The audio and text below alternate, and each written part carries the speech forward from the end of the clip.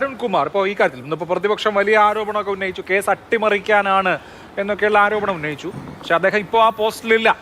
ഞാൻ മനസ്സിലാക്കിയത് ഏതെങ്കിലുമൊക്കെ ഫയൽ ആക്സസ് ചെയ്യുന്ന ഒരു ഘട്ടത്തിലേക്ക് എത്തിയില്ല എന്നുള്ളതാണ്. അതിനു മുമ്പ് തന്നെ വാർത്ത വന്നു, സ്വാഭാവികമായിട്ടും ആ സ്ഥാനം നഷ്ടപ്പെടുകയും ചെയ്തു. കേസ് അട്ടിമറിക്കാൻ തക്കവണ്ണമുള്ള ഇടപെടൽ നടത്തിയിട്ടുണ്ട് ഈ പുതുതായി നിയമിതനായ പിന്നീട് സ്ഥാനമൊഴിഞ്ഞ ആൾ എന്ന് പറയാൻ, അതിനെ സബ്സ്റ്റാൻഷിയേറ്റ് ചെയ്യാൻ എന്തെങ്കിലും കാര്യം നിങ്ങളുടെ കയ്യിലുണ്ടോ? അഭിലാഷേ, ബഹുമാനപ്പെട്ട കോൺഗ്രസിന്റെ പ്രതിനിധി പറഞ്ഞത് ഞങ്ങൾ ന്യായീകരിച്ചില്ല, ഞങ്ങൾ ഒട്ടും ന്യായീകരിച്ചില്ല എന്ന്.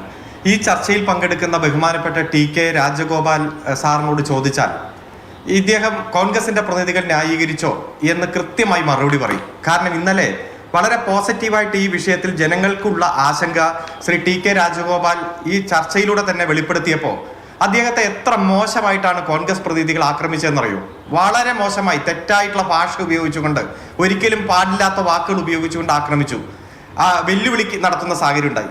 ഇന്ന് രാജിവെച്ചു എന്നതുകൊണ്ട് മാത്രമല്ലേ കോൺഗ്രസ് പ്രതിനിധികൾ ഇങ്ങനെ വന്നൊരു എക്സ്പ്ലനേഷൻ നൽകുന്നത്? അങ്ങനെ രാജിവെക്കാനുണ്ടായിട്ടുള്ള സാഹചര്യം എന്താ? ഇന്നലെ പകല് മുഴുവൻ ജനങ്ങളുടെ ഭാഗത്തുനിന്ന് വലിയ പ്രതിഷേധം വന്നപ്പോൾ, വലിയ അട്ടിമറിയിലേക്ക് ഈ ഗവൺമെന്റ് വെറും 2-3 ആഴ്ച കൊണ്ട് പോയിരിക്കുന്നു എന്ന് ബോധ്യപ്പെടുന്ന സാഹചര്യം ഉണ്ടായപ്പോഴല്ലേ ഈ രാജി വന്നത്. ഇനിയും ഞെട്ടിപ്പിക്കുന്ന വിവരം ഇതേ നീതിന്യായ പീഠവുമായി ബന്ധപ്പെട്ടും മറ്റു വകുപ്പുകളുമായി ബന്ധപ്പെട്ടുകൊണ്ടും പുറത്തു വരാൻ പോവുകയാണ്. സണ്ണി ജോസഫ് ഒരാഴ്ച നടത്തിയ വിശദീകരണം എന്താ? ഞാൻ എൻ്റെ ഡിപ്പാർട്ട്മെന്റിൽ തന്നെയല്ലേ, എൻ്റെ വകുപ്പിൽ തന്നെയല്ലേ ചെയ്തോളൂ, പുറത്തു കൊണ്ടുപോയി ചെയ്തില്ലല്ലോ എന്ന് പറഞ്ഞ് ന്യായീകരിച്ചൊക്കെ നമ്മൾ കണ്ടില്ലേ. ഇതിൽ 3 ആശങ്കകളുണ്ട്. ഒന്ന്, സെപ്റ്റംബർ മാസം 20-ാം തീയതി ആയിരുന്നു ആഗോള അയ്യപ്പ സംഗമം. അതിന് 3 ദിവസം മുമ്പാണ് ഉണ്ണികൃഷ്ണൻ പോറ്റി ദ്വാരപാലക ശില്പവുമായി ബന്ധപ്പെട്ട് താങ്ങുപീഠം ഞാൻ കൊടുത്തത് നഷ്ടപ്പെട്ടിരിക്കുന്നു എന്ന് പറഞ്ഞത്. പിറ്റേ ദിവസം സെപ്റ്റംബർ 19-ന് ബഹുമാനപ്പെട്ട വി.ഡി. സതീശൻ കേരളത്തിന്റെ നിയമസഭയിൽ അടിയന്തര പ്രമേയം അവതരിപ്പിച്ചു. അതായത് പോറ്റി ഇത്തരത്തിലൊരു വെളിപ്പെടുത്തൽ നടത്തി, ഒരു ചാനലിൽ നടത്തിയ വെളിപ്പെടുത്തലിന്റെ പിറ്റേ ദിവസം കേരളത്തിന്റെ നിയമസഭയിൽ അടിയന്തര പ്രമേയം വരുന്നു. പിറ്റേ ദിവസം ആഗോള അയ്യപ്പ സംഗമം. 27-ാം തീയതി, സെപ്റ്റംബർ 27-ാം തീയതി തന്നെ പോറ്റിയുടെ പെങ്ങടെ വീട്ടിൽ നിന്ന് തന്നെ ഈ ദ്വാരപാലക ശില്പത്തിന്റെ താങ്ങുപീഠം കണ്ടെടുത്തില്ലായിരുന്നുവെങ്കിൽ ആ കേസിന്റെ ആരോപണത്തിന്റെ സ്ഥിതി എന്താകുമായിരുന്നു? അതുകൊണ്ട് പോറ്റിക്ക് കൃത്യമായി കോൺഗ്രസുമായിട്ട് ബന്ധമുണ്ട്. വി.ഡി. സതീശൻ അടിയന്തര പ്രമേയം അവതരിപ്പിക്കാനുള്ള സാഹചര്യം വരെ ഒരു നാടകമാണ് എന്ന് ഞങ്ങൾ ഊഹിക്കുന്നു, ഞങ്ങൾ മനസ്സിലാക്കുന്നു. അതിനുശേഷം മുഖ്യമന്ത്രിയാകാൻ പോകുന്നതിന് മുമ്പ് മംഗലാപുരത്തേക്ക് യാത്ര നടത്തുന്നു. ഇതിൽ SIT ചോദ്യം ചെയ്ത പ്രധാനപ്പെട്ട ആ സാക്ഷി അടക്കമുള്ളവർ ആ യാത്രയിൽ അനുഗമിക്കുന്നു. അവിടെ പോയി എന്തിന്, ആരായിട്ട് ചർച്ച നടത്തി എന്ന ചോദ്യത്തിന് അതെന്റെ വ്യക്തിപരമായിട്ടുള്ള യാത്ര, ചാർട്ടേഡ് ഫ്ലൈറ്റ്, എങ്ങനെ, എവിടെ, ഒരു ഉത്തരവും കൊടുക്കുന്നില്ല. നമുക്കറിയാം പോറ്റിയുടെ ബന്ധം മുഴുവൻ കർണാടകത്തിലാണ്. അവിടെ അയ്യപ്പ ക്ഷേത്രവുമായി ബന്ധപ്പെട്ടുകൊണ്ട് ഉത്തരവാദിത്തപ്പെട്ട സ്ഥാനത്ത് ഇരുന്നതാണ്. സ്മാർട്ട് ക്രിയേഷൻസുമായി ബന്ധപ്പെട്ടുള്ള എല്ലാ ബന്ധവും കർണാടകവുമായി ബന്ധപ്പെട്ടുകൊണ്ടാണ്. ഇവിടെ ഗൂഢാലോചനയുടെ തുടക്കം ഈ മംഗലാപുരത്ത് നിന്ന് തന്നെ വീണ്ടും സജീവമായി എന്ന് ഞങ്ങൾ സംശയിക്കുന്നു. മൂന്നാമതായി, കുറ്റപത്രം സമർപ്പിക്കാൻ SITക്ക് കഴിയാത്തത് എന്തുകൊണ്ട്? ഒറ്റ കാരണമേ ഉള്ളൂ, തൊണ്ടി മുതൽ ബാക്കി കിട്ടാനുണ്ട്.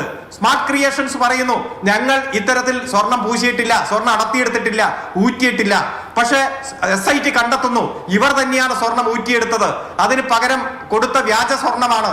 യഥാർത്ഥത്തിലുള്ള അളവ് വ്യത്യാസം വന്നതെല്ലാം സ്മാർട്ട് ക്രിയേഷൻസിലാണ്. അതുകൊണ്ട് തൊണ്ടി മുതൽ കിട്ടേണ്ടത് സ്മാർട്ട് ക്രിയേഷൻസുമായി ബന്ധപ്പെട്ടുകൊണ്ട് തന്നെയാണ്. അതുകൊണ്ട് അവിടുത്തെ അഭിഭാഷകൻ വന്ന് ദേവസ്വത്തിന്റെ വക്കീലും ദേവസ്വം വകുപ്പിന്റെ വക്കീലായി മാറുന്നു. ദേവസ്വം വകുപ്പിന്റെ വാദം എന്താണ്?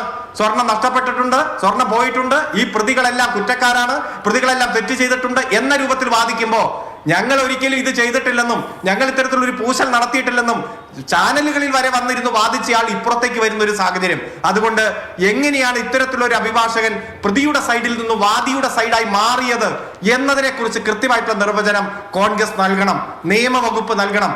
അഡ്വക്കേറ്റ് ജനറൽ കൊടുത്ത ലിസ്റ്റ് എങ്ങനെ ഈ പേര് ഉൾപ്പെട്ടു എന്ന് വരണം. ഒറ്റ കാര്യമേ ഉള്ളൂ, ഇദ്ദേഹം സമർത്ഥനായിട്ടുള്ള അഭിഭാഷകനാണ്.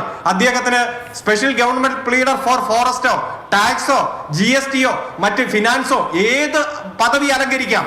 പക്ഷേ ഒരു കേസിൽ താൻ പ്രതിക്ക് വേണ്ടി ഹാജരായി മാധ്യമങ്ങളിലടക്കം വന്ന് തന്റെ പ്രതിക്കും പ്രതിയുടെ സ്ഥാപനത്തിനും വേണ്ടി വാദിച്ചിട്ട് നേരെ വന്ന് വാദിപക്ഷത്തേക്ക് മാറുന്ന ദേവസ്വം വകുപ്പിന്റെ ഏറ്റവും സ്പെഷ്യൽ ഒരു തസ്തിക സൃഷ്ടിച്ചു വരുന്ന ഒരു വിഷയം, അത് ബാർ കൗൺസിലിന്റെ തന്നെ ചട്ടങ്ങൾക്ക് വിരുദ്ധമാണ്. ചാപ്റ്റർ 6 റൂൾ 33 കൃത്യമായിട്ട് ചാപ്റ്റർ 2 റൂൾ 33 വകുപ്പുകൾക്ക് വ്യത്യസ്തമാണ്, കോടതി വിധികൾക്ക് വ്യത്യസ്തമാണ്. Chandrashekhar Soni versus bar council of Rajasthan പല കേസുകളിലും ഇത്തരം സാഹചര്യങ്ങൾ കോടതി കൈകാര്യം ചെയ്തിട്ടുണ്ട്. അതുകൊണ്ട് സ്വർണ്ണക്കള്ളക്കടത്ത് കേസ് അട്ടിമറിക്കാൻ വേണ്ടിയിട്ടുള്ള ഗൂഢാലോചനയാണ് എന്ന് കൃത്യമായി ഞങ്ങൾ സംശയിക്കുന്നു. ഇവിടെ എല്ലാവരും ഡിഫൻസ് പറയുന്നത് പത്മകുമാറിന്റെ വിഷയമില്ലേ, പത്മകുമാറിനെതിരെ നടപടിയെടുത്തോ, അത് ഞങ്ങൾ പരിശോധിച്ചോളാം. കൃത്യമായി ഞങ്ങൾ പറഞ്ഞിട്ടുണ്ട്, സമയോചിതമായി നടപടിയെടുക്കാൻ പറ്റാത്തത്, കുറ്റപത്രം വരട്ടെ എന്ന് കാത്തിരുന്നത് ഞങ്ങളുടെ ഒരു കുറവായി പോയി എന്ന് ഞങ്ങൾ അഡ്മിറ്റ് ചെയ്തിട്ടുണ്ട്. അത് ജനങ്ങൾക്ക് വേണ്ടി ഞങ്ങൾ അവതരിപ്പിച്ചിട്ടുണ്ട്. എല്ലാ പരിപാടികളിൽ നിന്നും അദ്ദേഹത്തെ മാറ്റി നിർത്തിയിട്ടുണ്ട്. ഞങ്ങൾ നടപടി സ്വീകരിക്കും. പക്ഷേ ആ കാരണം പറഞ്ഞുകൊണ്ട് ഈ കേസിനെ മുഴുവൻ ശബരിമലയുടെ നയാ പൈസ നഷ്ടപ്പെടരുത് എന്ന് തന്നെയാണ് നമ്മുടെ ആഗ്രഹം. ഒരു തുണ്ട് സ്വർണം നഷ്ടപ്പെടരുത് എന്ന് തന്നെയാണ് നമ്മുടെ എല്ലാം ആഗ്രഹം. അതുകൊണ്ട് ആ കേസ് അട്ടിമറിക്കാനുള്ള ശ്രമം, അതിന് നേതൃത്വം കൊടുക്കാൻ നിയമവകുപ്പും നിയമമന്ത്രിയും മുഖ്യമന്ത്രിയും രംഗത്തെത്തിയിരിക്കുന്നു എന്ന് ഞങ്ങൾ കൃത്യമായി ഈ വസ്തുതകളുടെ അടിസ്ഥാനത്തിൽ തന്നെ ഞങ്ങൾ സംശയിക്കുന്നു. ശരി.